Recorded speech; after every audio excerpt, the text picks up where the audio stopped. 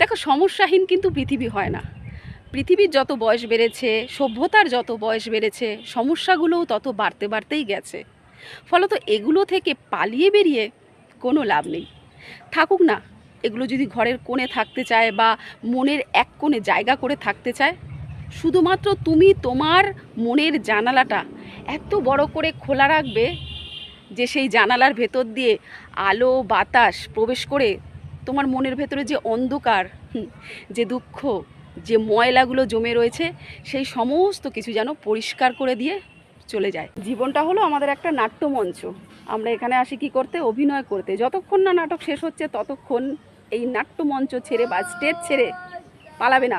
যতই পরিস্থিতি খারাপ হোক না কেন, সব সময় বুদ্ধি খাটিয়ে কাজ করবে, বিবেকের কথা শুনবে। আমাদের এই 5টা আঙ্গুল কিন্তু অসমান। এই 5টা আঙ্গুলের মতোই কিন্তু আশেপাশের যেসব মানুষেরা রয়েছে, সবার মনের বিচার কিন্তু এক একজনের এক এক রকম। তাই সবার মনের মতো তুমি হতে পারবে না। সবার মনের মতো যদি হতে যাও, নিজেই অভাবে, অবসাদে, নেগেটিভিটিতে একদম ভাবুক হয়ে যাবে, নিজেই ভালো থাকবে না।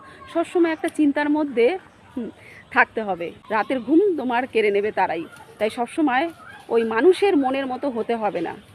নিজের কাছে আগে নিজে ভালো হও, দেখবে ঈশ্বর তোমাকে একটা আলাদা শান্তি দিয়ে রাখছে।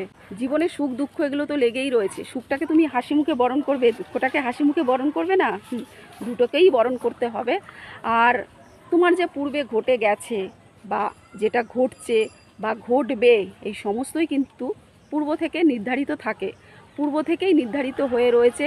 তোমার এটা ধার্য, তোমাকে পালন করতেই হবে। কোথায় যাবে? এই নাট্যমঞ্চে আমরা যে নাটক করতে আসি, অভিনয় করতে আসি, এই অভিনয়ের নায়ক নায়িকা আমরা নিজেরাই। তাই যত তুমি অভিনয়টাকে ভালো করে ফোটাতে পারবে, ততই ঈশ্বরের কাছে পরিষ্কার থাকবে।